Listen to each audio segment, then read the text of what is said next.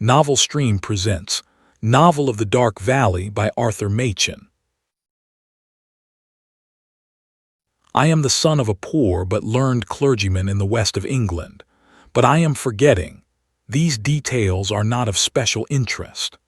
I will briefly state, then, that my father, who was, as I have said, a learned man, had never learnt the specious arts by which the great are flattered, and would never condescend to the despicable pursuit of self-advertisement.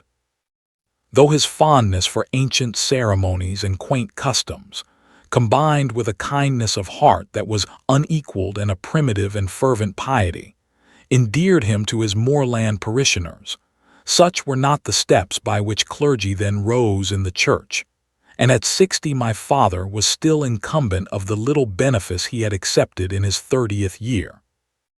The income of the living was barely sufficient to support life in the decencies which are expected of the Anglican parson, and when my father died a few years ago, I, his only child, found myself thrown upon the world with a slender capital of less than £100, and all the problem of existence before me. I felt that there was nothing for me to do in the country, and as usually happens in such cases, London drew me like a magnet. One day in August in the early morning, while the dew still glittered on the turf, and on the high green banks of the lane, a neighbor drove me to the railway station, and I bade good-bye to the land of the broad moors and unearthly battlements of the wild tors. It was 6 o'clock as we neared London. The faint, sickly fume of the brickfields about Acton came in puffs through the open window, and a mist was rising from the ground.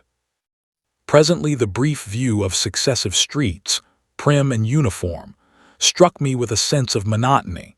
The hot air seemed to grow hotter, and when we had rolled beneath the dismal and squalid houses, whose dirty and neglected backyards border the line near Paddington, I felt as if I should be stifled in this fainting breath of London. I got a hansom and drove off, and every street increased my gloom. Grey houses with blinds drawn down, whole thoroughfares almost desolate, and the foot passengers who seemed to stagger wearily along rather than walk, all made me feel a sinking at heart. I put up for the night at a small hotel in a street leading from the Strand, where my father had stayed on his few brief visits to town, and when I went out after dinner, the real gaiety and bustle of the Strand and Fleet Street could cheer me but little, for in all this great city there was no single human being whom I could claim even as an acquaintance. I will not weary you with the history of the next year, for the adventures of a man who sinks are too trite to be worth recalling. My money did not last me long. I found that I must be neatly dressed, or no one to whom I applied would so much as listen to me, and I must live in a street of decent reputation if I wished to be treated with common civility.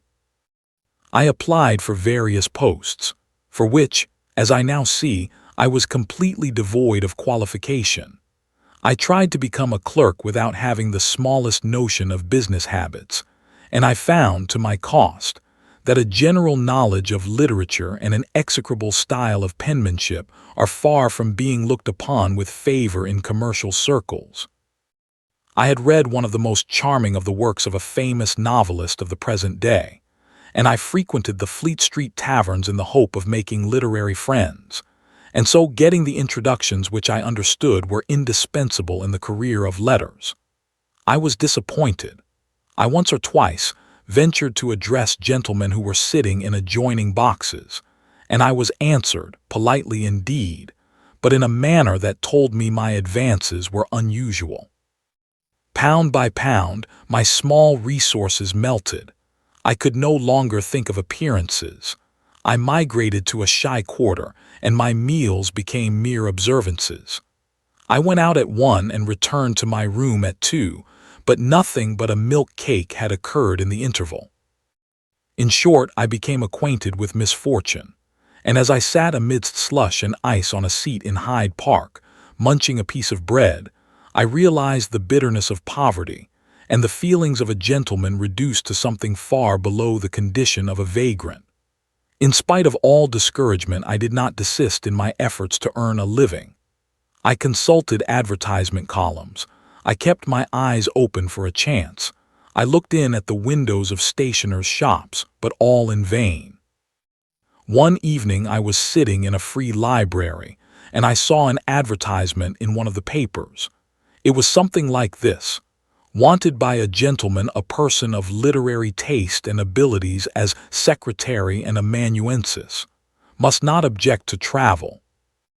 Of course, I knew that such an advertisement would have answers by the hundred, and I thought my own chances of securing the post extremely small.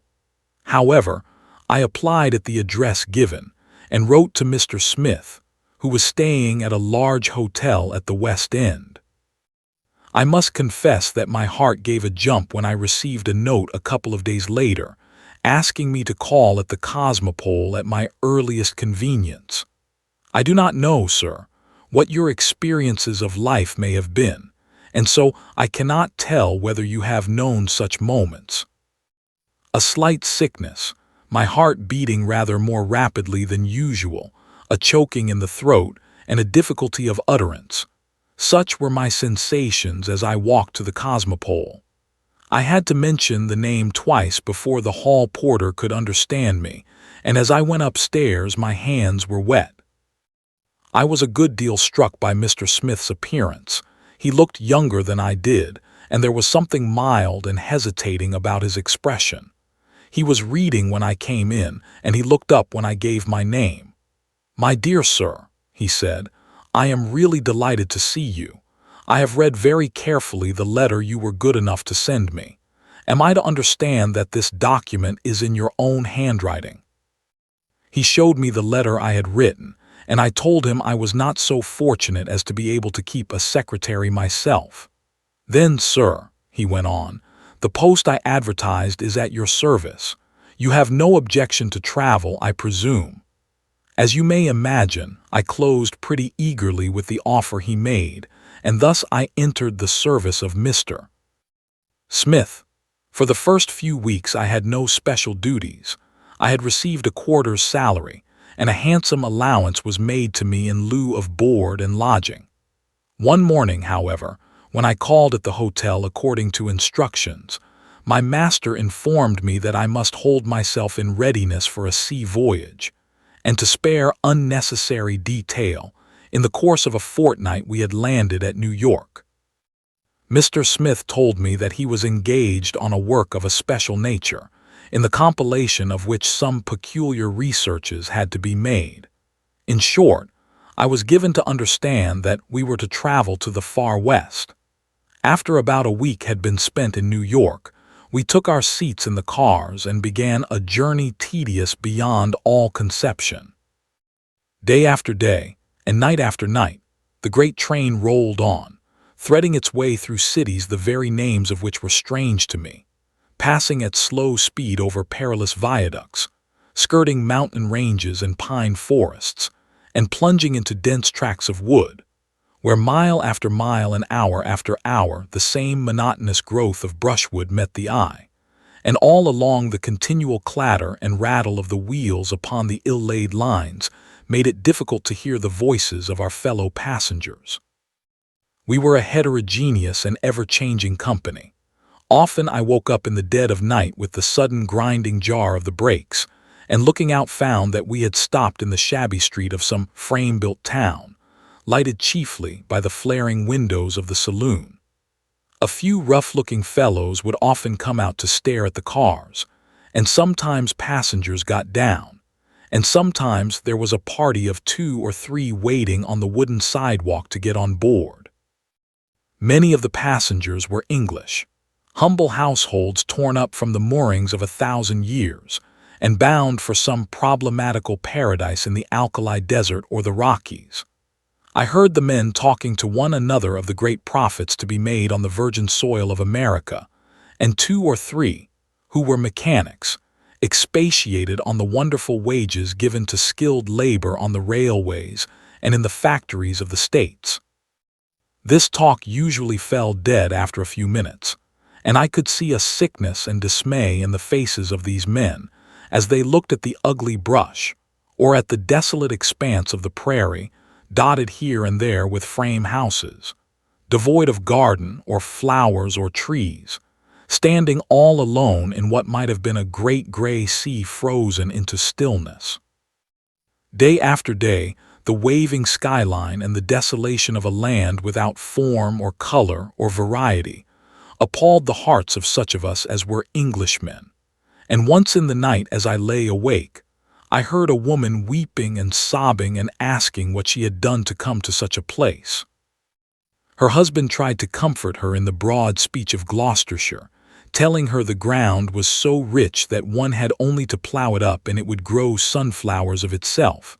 But she cried for her mother and their old cottage and the beehives, like a little child.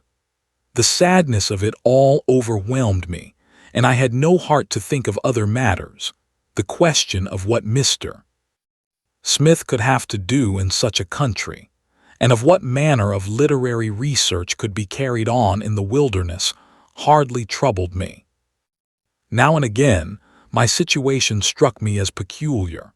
I had been engaged as a literary assistant at a handsome salary, and yet my master was still almost a stranger to me. Sometimes he would come to where I was sitting in the cars and make a few banal remarks about the country, but for the most part of the journey he sat by himself, not speaking to anyone and, so far as I could judge, deep in his thoughts. It was, I think, on the 5th day from New York when I received the intimation that we should shortly leave the cars. I had been watching some distant mountains which rose wild and savage before us, and I was wondering if there were human beings so unhappy as to speak of home in connection with those piles of lumbered rock, when Mr. Smith touched me lightly on the shoulder. "You will be glad to be done with the cars, I have no doubt, Mr. Wilkins," he said. "You were looking at the mountains, I think. Well, I hope we shall be there tonight. The train stops at Reading, and I dare say we shall manage to find our way." A few hours later, the brakeman brought the train to a standstill at the Reading depot, and we got out.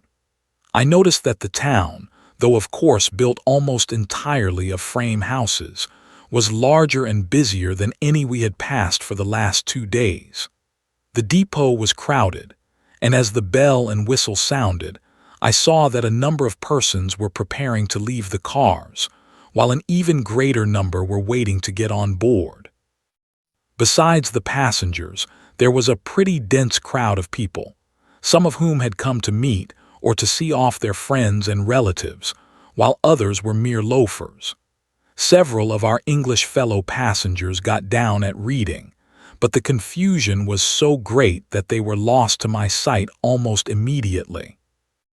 Mr. Smith beckoned to me to follow him, and we were soon in the thick of the mass, and the continual ringing of bells, the hubbub of voices, the shrieking of whistles, and the hiss of escaping steam confused my senses, and I wondered dimly as I struggled after my employer, where we were going, and how we should be able to find our way through an unknown country. Mr. Smith had put on a wide-brimmed hat, which he had sloped over his eyes, and as all the men wore hats of the same pattern, it was with some difficulty that I distinguished him in the crowd. We got free at last, and he struck down a side street and made 1 or 2 sharp turns to right and left. It was getting dusk, and we seemed to be passing through a shy portion of the town. There were few people about in the ill-lighted streets, and these few were men of the most unprepossessing pattern. Suddenly we stopped before a corner house. A man was standing at the door, apparently on the lookout for someone, and I noticed that he and Smith gave sharp glances one to the other. "From New York City, I expect, Mr. "From New York." "All right, they're ready, and you can have them when you choose. I know my orders, you see, and I mean to run this business through." "Very well, Mr. Evans, that is what we want. Our money is good, you know. Bring them round." I had stood silent, listening to this dialogue and wondering what it meant. Smith began to walk impatiently up and down the street, and the man Evans was still standing at his door. He had given a sharp whistle, and I saw him looking me over in a quiet, leisurely way, as if to make sure of my face for another time. I was thinking what all this could mean when an ugly, slouching lad came up a side passage, leading two raw-boned horses. "Get up, Mr. Wilkins, and be quick about it," said Smith. "We ought to be on our way." We rode off together into the gathering darkness, and before long I looked back and saw the far plain behind us, with the lights of the town glimmering faintly, and in front rose the mountains. Smith guided his horse on the rough track as surely as if he had been riding along Piccadilly, and I followed him as well as I could. I was weary and exhausted and scarcely took note of anything. I felt that the track was a gradual ascent, and here and there I saw great boulders by the road. The ride made but little impression on me. I have a faint recollection of passing through a dense black pine forest, where our horses had to pick their way among the rocks, and I remember the peculiar effect of the rarefied air as we kept still mounting higher and higher. I think I must have been half asleep for the latter half of the ride, and it was with a shock that I heard Smith saying, "Here we are, Wilkins. This is Blue Rock Park. You will enjoy the view tomorrow. Tonight we will have something to eat and then go to bed." A man came out of a rough-looking house and took the horses, and we found some fried steak and coarse whiskey awaiting us inside. I had come to a strange place. There were 3 rooms, the room in which we had supper, Smith's room, and my own. The deaf old man who did the work slept in a sort of shed, and when I woke up the next morning and walked out, I found that the house stood in a sort of hollow amongst the mountains. The clumps of pines and some enormous bluish-gray rocks that stood here and there between the trees had given the place the name of Blue Rock Park. On every side the snow-covered mountains surrounded us. The breath of the air was as wine, and when I climbed the slope and looked down, I could see that, so far as any human fellowship was concerned, I might as well have been wrecked on some small island in mid-Pacific. The only trace of man I could see was the rough log house where I had slept, and in my ignorance I did not know that there were similar houses within comparatively easy distance, as distance is reckoned in the Rockies. But at the moment, the utter, dreadful loneliness rushed upon me, and the thought of the great plain and the great sea that parted me from the world I knew caught me by the throat, and I wondered if I should die there in that mountain hollow. It was a terrible instant, and I have not yet forgotten it. Of course, I managed to conquer my horror. I said I should be all the stronger for the experience, and I made up my mind to make the best of everything. It was a rough life enough, and rough enough board and lodging. I was left entirely to myself. Smith I scarcely ever saw, nor did I know when he was in the house. I have often thought he was far away and have been surprised to see him walking out of his room, locking the door behind him and putting the key in his pocket. And on several occasions when I fancied he was busy in his room, I have seen him come in with his boots covered with dust and dirt. So far as work went, I enjoyed a complete sinecure. I had nothing to do but to walk about the valley, to eat, and to sleep. With one thing and another, I grew accustomed to the life, and managed to make myself pretty comfortable, and by degrees I began to venture farther away from the house and to explore the country. One day I had contrived to get into a neighboring valley, and suddenly I came upon a group of men sawing timber. I went up to them, hoping that perhaps some of them might be Englishmen. At all events, they were human beings, and I should hear articulate speech. For the old man I have mentioned, besides being half blind and stone deaf, was wholly dumb so far as I was concerned. I was prepared to be welcomed in a rough and ready fashion, without much of the forms of politeness, but the grim glances and the short, gruff answers I received astonished me. I saw the men glancing oddly at each other, and one of them who had stopped work began fingering a gun, and I was obliged to return on my path uttering curses on the fate which had brought me into a land where men were more brutish than the very brutes. The solitude of the life began to oppress me as with a nightmare, and a few days later I determined to walk to a kind of station some miles distant, where a rough inn was kept for the accommodation of hunters and tourists. English gentlemen occasionally stopped there for the night, and I thought I might perhaps fall in with someone of better manners than the inhabitants of the country. I found, as I had expected, a group of men lounging about the door of the log house that served as a hotel, and as I came nearer, I could see that heads were put together and looks interchanged, and when I walked up, the 6 or 7 trappers stared at me in stony ferocity, and with something of the disgust that one eyes a loathsome and venomous snake. I felt that I could bear it no longer, and I called out, "Is there such a thing as an Englishman here, or anyone with a little civilization?" One of the men put his hand to his belt, but his neighbor checked him and answered me. "You'll find we've got some of the resources of civilization before very long, mister, and I expect you'll not fancy them extremely. But anyway, there's an Englishman tarrying here, and I've no doubt he'll be glad to see you. There you are, that's Mr. Daubernown." A young man, dressed like an English country squire, came and stood at the door and looked at me. One of the men pointed to me and said, "That's the individual we were talking about last night. Thought you might like to have a look at him, squire, and here he is." The young fellow's good-natured English face clouded over, and he glanced sternly at me and turned away with a gesture of contempt and aversion. "Sir," I cried, "I do not know what I have done to be treated in this manner. You are my fellow countryman, and I expected some courtesy." He gave me a black look and made as if he would go in, but he changed his mind and faced me. "You are rather imprudent, I think, to behave in this manner. You must be counting on a forbearance which cannot last very long, which may last a very short time indeed. And let me tell you this, sir, you may call yourself an Englishman and drag the name of England through the dirt, but you need not count on any English influence to help you. If I were you, I would not stay here much longer." He went into the inn, and the men quietly watched my face as I stood there, wondering whether I was going mad.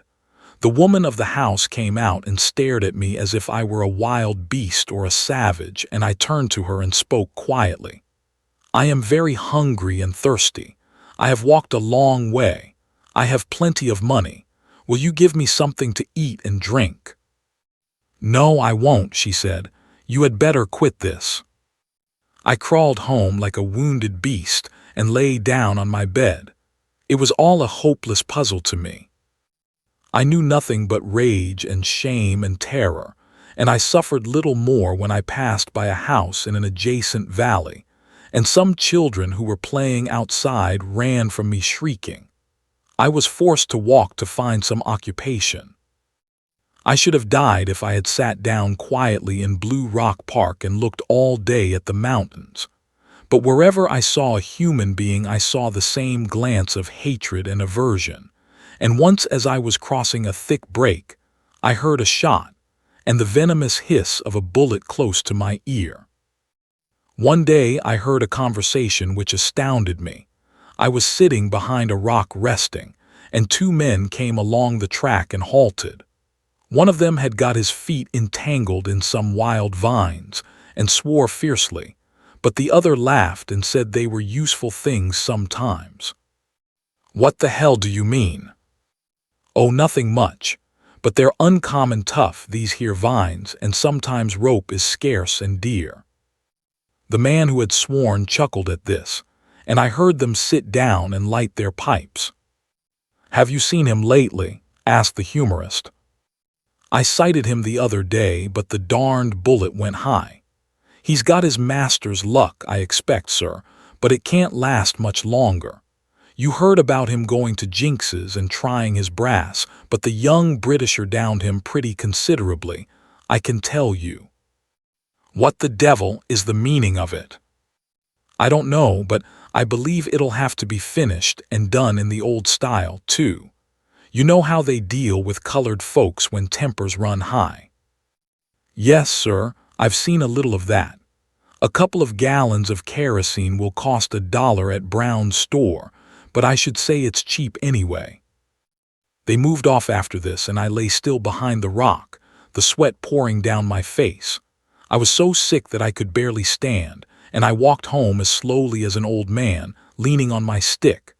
I knew that the two men had been talking about me, and I knew that some terrible death was in store for me. That night I could not sleep. I tossed on the rough bed and tortured myself to find out the meaning of it all. At last, in the very dead of night, I rose from the bed and put on my clothes and went out. I did not care where I went, but I felt that I must walk till I had tired myself out. It was a clear moonlight night, and in a couple of hours I found I was approaching a place of dismal reputation in the mountains, a deep cleft in the rocks, known as Black Gulf Canyon. Many years before, an unfortunate party of Englishmen and Englishwomen had camped here and had been surrounded by Indians. They were captured, outraged, and put to death with almost inconceivable tortures, and the roughest of the trappers or woodsmen gave the canyon a wide berth even in the daytime. As I crushed through the dense brushwood which grew above the canyon, I heard voices, and wondering who could be in such a place at such a time, I went on, walking more carefully and making as little noise as possible. There was a great tree growing on the very edge of the rocks, and I lay down and looked out from behind the trunk. Black Gulf Canyon was below me, the moonlight shining bright into its very depths from mid-heaven, and casting shadows as black as death from the pointed rock, and all the sheer rock on the other side, overhanging the canyon, was in darkness. At intervals a light veil obscured the moonlight, as a filmy cloud fleeted across the moon, and a bitter wind blew shrill across the gulf. I looked down, as I have said, and saw 20 men standing in a semicircle round a rock. I counted them one by one, and knew most of them. They were the very vilest of the vile, more vile than any den in London could show, and there was murder and worse than murder on the heads of not a few. Facing them and me stood Mr. Smith with the rock before him, and on the rock was a great pair of scales, such as are used in the stores. I heard his voice ringing down the canyon as I lay beside the tree, and my heart turned cold as I heard it. "Life for gold," he cried, "a life for gold. The blood and the life of an enemy for every pound of gold." A man stepped out and raised one hand, and with the other flung a bright lump of something into the pan of the scales, which clanged down, and Smith muttered something in his ear. Then he cried again, "Blood for gold, for a pound of gold the life of an enemy, for every pound of gold upon the scales a life." One by one the men came forward, each lifting up his right hand, and the gold was weighed in the scales, and each time Smith leaned forward and spoke to each man in his ear. Then he cried again, "Desire and lust for gold on the scales, for every pound of gold enjoyment of desire." I saw the same thing happen as before, the uplifted hand and the metal weighed, and the mouth whispering and black passion on every face. Then, one by one, I saw the men again step up to Smith. A muttered conversation seemed to take place. I could see that Smith was explaining and directing, and I noticed that he gesticulated a little as one who points out the way, and once or twice he moved his hands quickly as if he would show that the path was clear and could not be missed. I kept my eyes so intently on his figure that I noted little else, and at last it was with a start that I realized that the canyon was empty. A moment before I thought I had seen the group of villainous faces and the two standing, a little apart by the rock. I had looked down a moment, and when I glanced again into the canyon there was no one there. In dumb terror I made my way home, and I fell asleep in an instant from exhaustion. No doubt I should have slept on for many hours, but when I woke up, the sun was only rising and the light shone in on my bed. I had started up from sleep with the sensation of having received a violent shock, and as I looked in confusion about me, I saw to my amazement that there were 3 men in the room, One of them had his hand on my shoulder and spoke to me. "Come, mister, wake up. Your time's up now, I reckon, and the boys are waiting for you outside and they're in a big hurry. Come on, you can put on your clothes, it's kind of chilly this morning." I saw the other two men smiling sourly at each other, but I understood nothing. I simply pulled on my clothes and said I was ready. "All right, come on then. You go first, Nichols, and Jim and I will give the gentleman an arm." They took me out into the sunlight, and then I understood the meaning of a dull murmur that had vaguely perplexed me while I was dressing. There were about 200 men waiting outside and some women too, and when they saw me, there was a low muttering growl. I did not know what I had done, but that noise made my heart beat and the sweat come out on my face. I saw confusedly, as through a veil, the tumult and tossing of the crowd. Discordant voices were speaking, and amongst all those faces there was not one glance of mercy, but a fury of lust that I did not understand.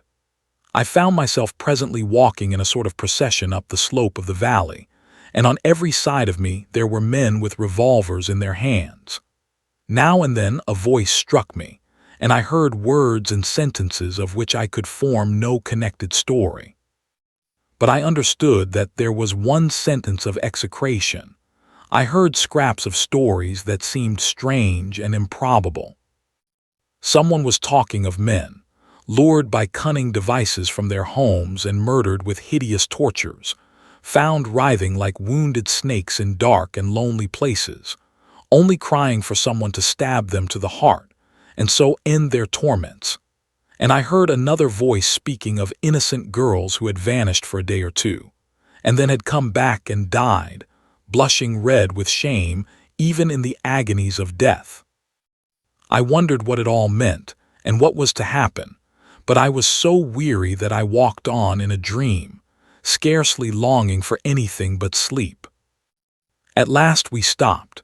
We had reached the summit of the hill, overlooking Blue Rock Valley, and I saw that I was standing beneath a clump of trees where I had often sat. I was in the midst of a ring of armed men, and I saw that 2 or 3 men were very busy with piles of wood, while others were fingering a rope. Then there was a stir in the crowd, and a man was pushed forward.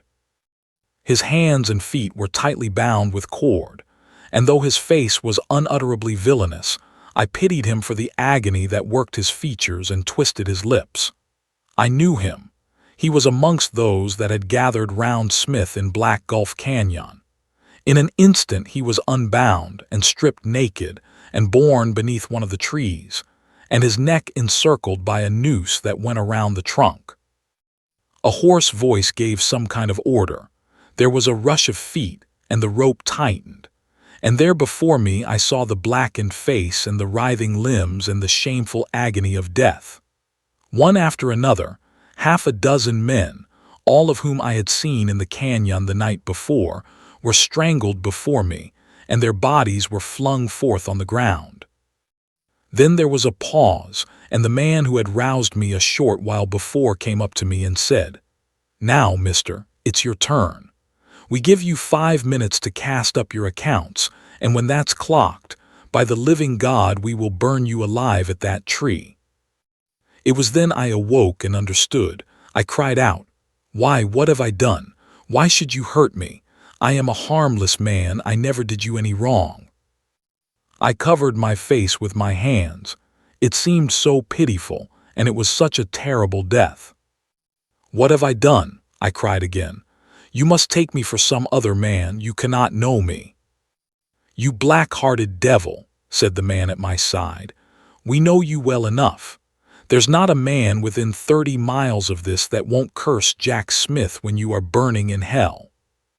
"My name is not Smith," I said, with some hope left in me. "My name is Wilkins. I was Mr. Smith's secretary, but I knew nothing of him." "Hark at the black liar," said the man. "Secretary be damned. You were clever enough, I dare say, to slink out at night and keep your face in the dark, but we've tracked you out at last. But your time's up. Come along."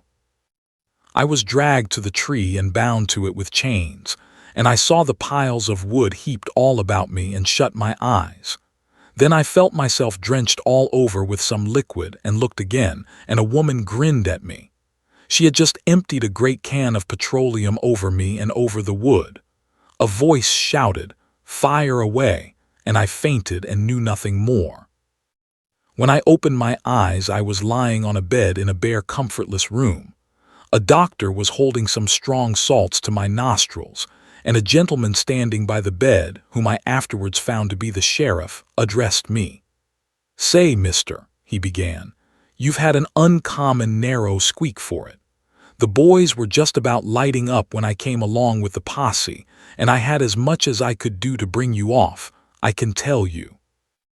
And mind you, I don't blame them. They had made up their minds, you see, that you were the head of the Black Gulf gang, and at first nothing I could say would persuade them you weren't Jack Smith. Luckily, a man from here named Evans that came along with us allowed he had seen you with Jack Smith, and that you were yourself. So we brought you along and jailed you, but you can go if you like when you're through with this faint turn." I got on the cars the next day, and in 3 weeks I was in London, again almost penniless. But from that time, my fortune seemed to change. I made influential friends in all directions.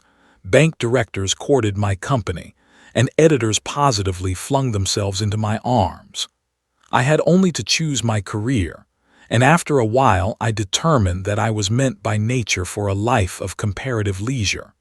With an ease that seemed almost ridiculous, I obtained a well-paid position in connection with a prosperous political club. I have charming chambers in a central neighborhood close to the parks. The club chef exerts himself when I lunch or dine, and the rarest vintages in the cellar are always at my disposal. Yet, since my return to London, I have never known a day's security or peace. I tremble when I awake lest Smith should be standing at my bed, and every step I take seems to bring me nearer to the edge of the precipice.